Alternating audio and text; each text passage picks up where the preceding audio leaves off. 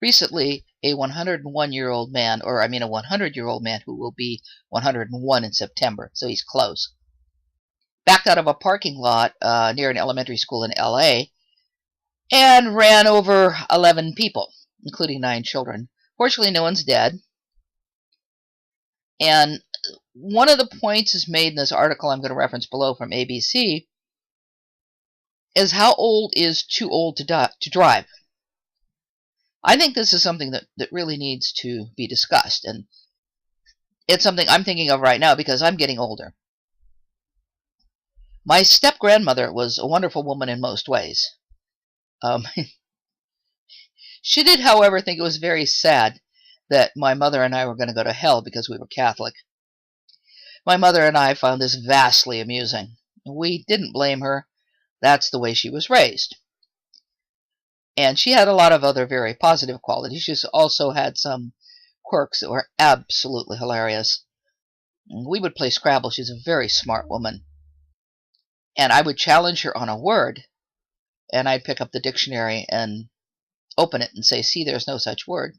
And she'd go, well, my dictionary at home says, and that still cracks me up to this day. We always wanted to see that wondrous dictionary. But as she got older, she had more and more trouble driving. One time, she almost hit a guy who was standing on the sidewalk ready to cross the street. Then she drove around the block, almost hit him in the crosswalk, so she could apologize to him. She drove all the way around the block to apologize to him, and I almost hit him in the crosswalk.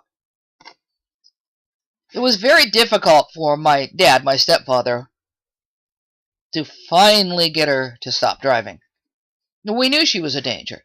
And in those days, you couldn't report potentially dangerous senior drivers to the DMV like you can now. And what will happen is, of course, that the DMV will investigate to see if, if someone is just being mean or just had a bad day or they really are having a problem.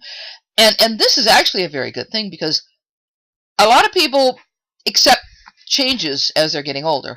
The alternative is you off yourself or you're just miserable. But we do have increasing problems with our eyesight. Their blood sugar changes. A lot of people as they get older develop adult onset diabetes.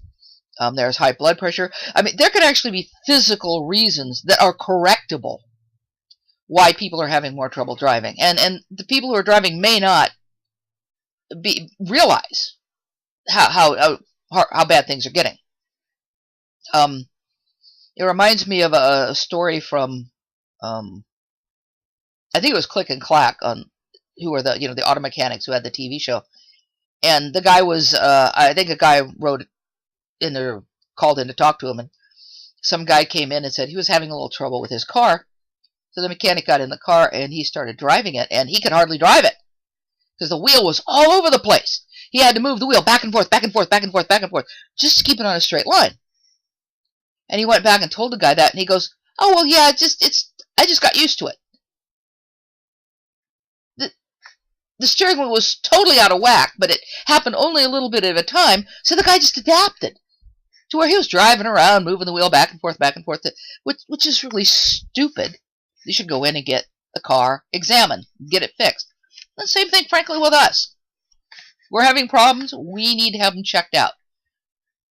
If it's something that can be fixed, fine.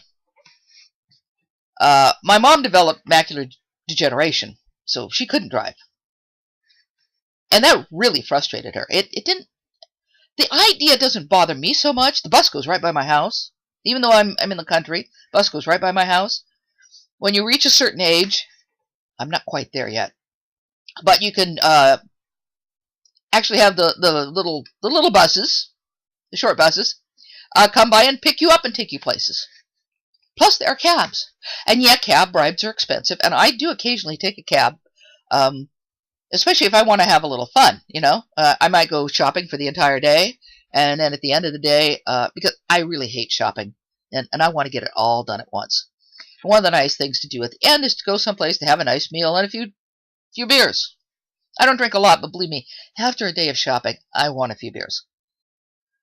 And so, hey, I'll take the bus to shopping, and then I'll do everything I need to do. I have one of those little old lady carts now, which I think is hilarious. I finally descended to where I have an old lady cart. Um, and the cab drivers are great. They'll put everything in the car for you, take you home, take everything right to my door for me. And yeah, it costs a little bit of money, but it's worth the hassle, especially when I consider how much money it would cost me to drive back and forth to do various shopping chores with the way gas is right now. But I kept trying to explain this to my mom. I said, "What's the big deal? First of all, I can take you places. You got the bus. You can have the little bus come pick you up.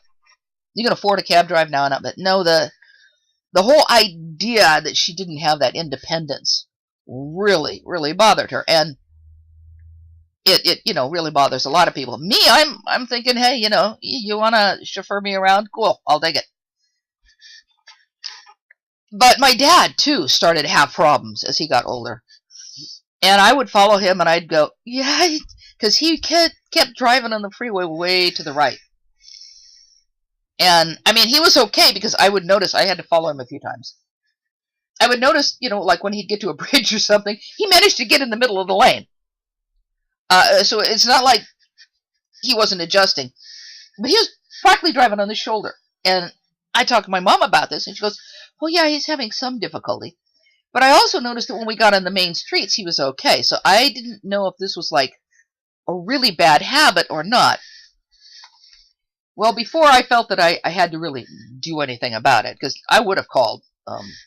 I was keeping an eye on him. I would have called the DMV if I thought there was a serious problem.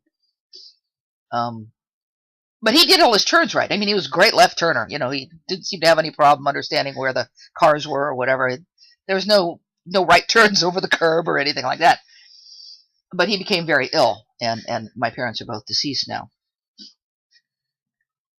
But we also, on top of, getting older and having more health concerns, we also have picked up bad habits. I've been driving since I was 17. I actually didn't start. Most kids start at 16. I started at 17 for a bunch of weird reasons, mostly because I didn't need to. But I used to walk everywhere. I used to walk home from school, even though it was a couple of miles. I loved that. And I just didn't really see the need, especially since I had parents to chauffeur me around and friends to chauffeur me around. Of course, then it was funny. When I got my driver's license, I had this station wagon. So I was the one who chauffeured everybody around because we could get everybody and all the crap in it to go to the beach. But so I was 17. I'm now 62. So that's over 45 years of driving. And in that time, I know darn well I picked up a lot of bad habits. I try to think about that. I try to pay attention. And I kind of wish there was like a black box that you could fit in your car that analyzed your driving for you so that you could look and go, oh, yeah, I always slide through that stop sign. I do this here, I do this there. So you could like have an analysis of your driving so that you could perfect it. I've actually been thinking seriously of taking classes, going to driver school, so that I could have somebody else analyze my driving, someone who's a professional, some way to try to pick up on, some of the bad habits I've developed and to fix them. And I think this is another thing I'd like to point out to all of you out there as you're getting older and as you have friends and relatives who are getting older, to watch your health, watch your physical health, make sure you've got your eyesight and your blood pressure. I mean, most places now you can go in and get your blood pressure checked free. It's really great. You can get your blood pressure checked free. You can get your blood sugar checked free. You can get your eyesight checked free. As you get old, there's all this stuff out there that's free. I wish that driving classes would be free, or at least cheaper. And I kind of think that, given all that we pay for registering our cars and getting our driver's license and everything like this, there should be some push to allow people as they get older, especially once you hit about 60, and I'm 62, to have the, be able to get like a discount for driving school so that we can go back and we can refresh our skills. And I just think that's a really good idea, and it's something I'm seriously thinking of. But again, it's like the cost. Do I want to, I'm on a fixed income now. I'm not nearly as bad off as some other people do because I own property. But still, you can't be profligate with your funds. I have decided that when I hit 65, I will definitely take some driving courses. So I'm planning for that. I'm planning for that, to do that, to find out. And just for my safety and for the safety of everyone else out there. I also would like it, and I'm going to talk to my insurance agent about this too and see what he thinks.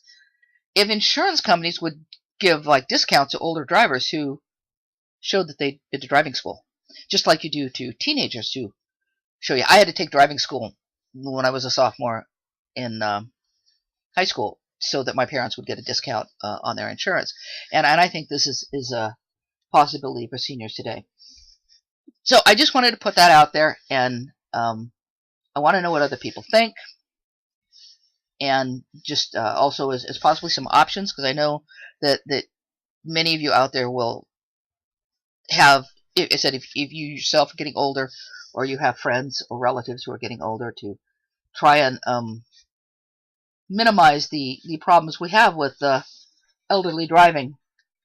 Because according to this article, it says, although elderly drivers, and I don't see exactly, I think it says drivers 75 to 84, it says they only account for about 9% of the population, yet senior drivers account for 14% of all traffic fatalities and 17% of all pedestrian fatalities. That's kind of high.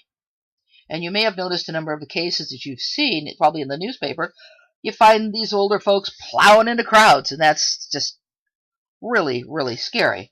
But